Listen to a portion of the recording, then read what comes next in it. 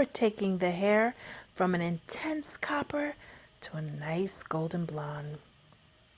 We are going to start with a copper swatch that's actually going to help me find what level that I have lifted the hair up to, so that I know how to mix my toner. The bottom is darker than the top, so we're going to find out exactly how dark.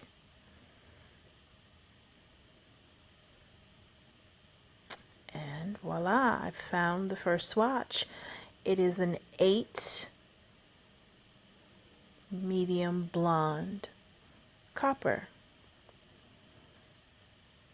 And now up top we have some lighter pieces, and it's a 9 copper blonde, lightest blonde copper. So I'm going to mix up 2 different formulas because I want to maintain the dimension of this hair. We're going to use, there goes our 2 formulations, one for the bottom, one for the top. At the bottom, I'm going to use Aveda's 8N with their dark, intense blue-green pure tone at the bottom. And then for the top, we're going to use Aveda's 9N with their dark, intense ash at the top. I've fully saturated the hair with water. It really helps me run through my color. It helps it glide on better. It helps me use less of it,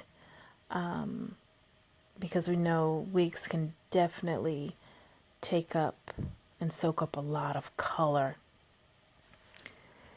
And I will say that the hair, we started off with a darkest brown color.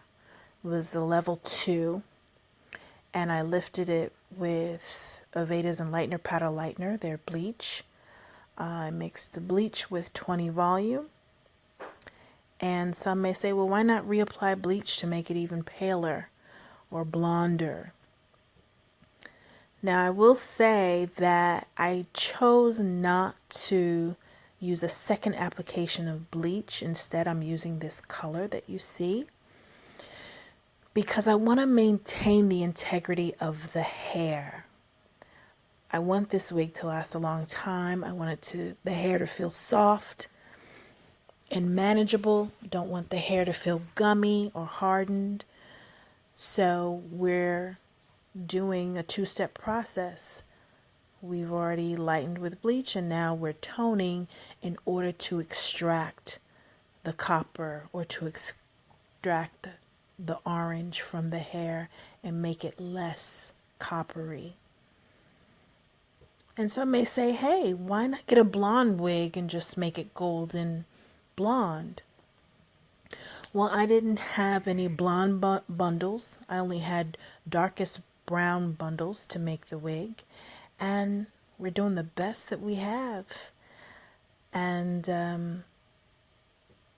we're going to still get to where we want to be going this route. And if you're at home and you want to make that orange hair into a nice golden blonde, it is possible. It's very possible. And this is how you do it. So I've done the left back quadrant with that 8N with dark BG and 10 Creme developer. And one thing I would recommend is whenever you want to cancel out a color that cancel out a color that you don't want to see in the hair, I recommend getting a color wheel A color wheel will basically tell you each and every time how to cancel out the color you don't want. So if orange is on one side of the color wheel, what color do you think is on the opposite side of the color wheel? It's blue. So blue cancels out orange. And that's why I'm using the Intense Ash, which is a dark blue-green, to cancel out the orange in the hair. It's amazing. I love science. I love chemistry. I love how it's predictable every time. Sometimes I'll hear colorists say, "Oh, girl, I do color and I pray it works out." Well, prayer is nice, people. But if you have a color wheel, basically the science has already been figured out for you and things become predictable. And you actually are going to you're going to have less stress when working with your color if you work with a color wheel. It's a wonderful thing. I highly recommend it. And it's something that you can either post or pull up on your phone. So now that I've finished the back, the front that's lighter and the top, on the hairline, this is what I'm going to use the level 9 Intense Ash with 10 Creme Developer on. That's the second formulation. And we're mixing it up there. We have 3 components in that bowl. We have the 9N, which is the base. We have the dark blue-green Intense Ash. And we have the 10 Creme Developer. So I like to whisk for at least 20 to 30 seconds, making sure everything spreads evenly. It's like you're whipping up some eggs with spices in it. Just want to get everything nice and leveled in your bowl.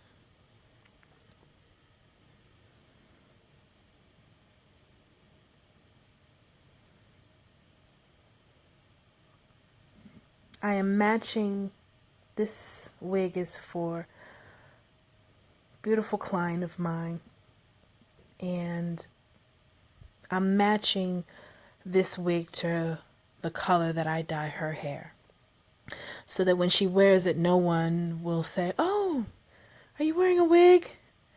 No one will notice. It looks just like it's going to resemble the color that I do on her bi-monthly. So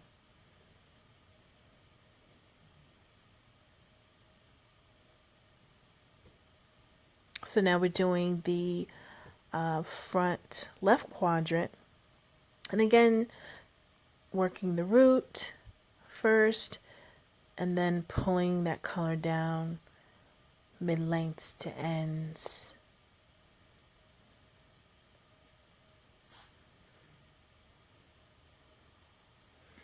Please note that when I shampoo the hair, I am going to shampoo it with color treated shampoo. I'm going to use Aveda's Color Conserve shampoo and conditioner. And just before I put this wig under the dryer, after I shampoo it, I'm going to use Aveda's Confixor. It's a liquid gel with Morocco protein. It's important to still use protein on these wigs when you have lifted them with bleach and color treated them. Why? Because you're removing some of the coating that's on the hair follicle. So you want to put it back so that the hair still shines and so that the hair still feels soft and silky and flows. This is human hair, so you want to treat it like human hair. and treat it with the best products, it really will show.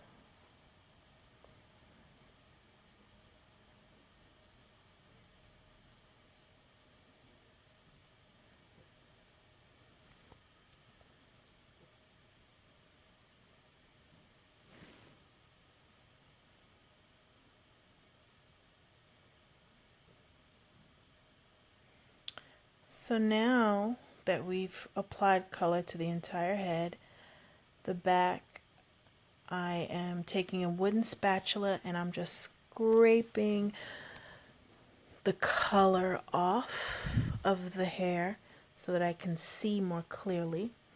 And I'm fanning out the hair so I can see how much warmth I have and how much has cooled down.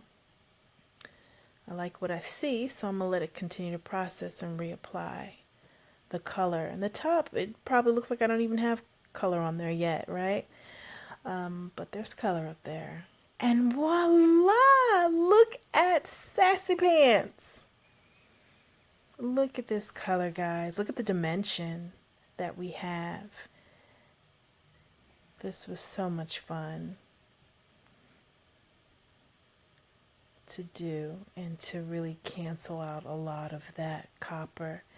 And if you forgot how much copper we had, here's the before and after. Thank you. Have a great day, guys.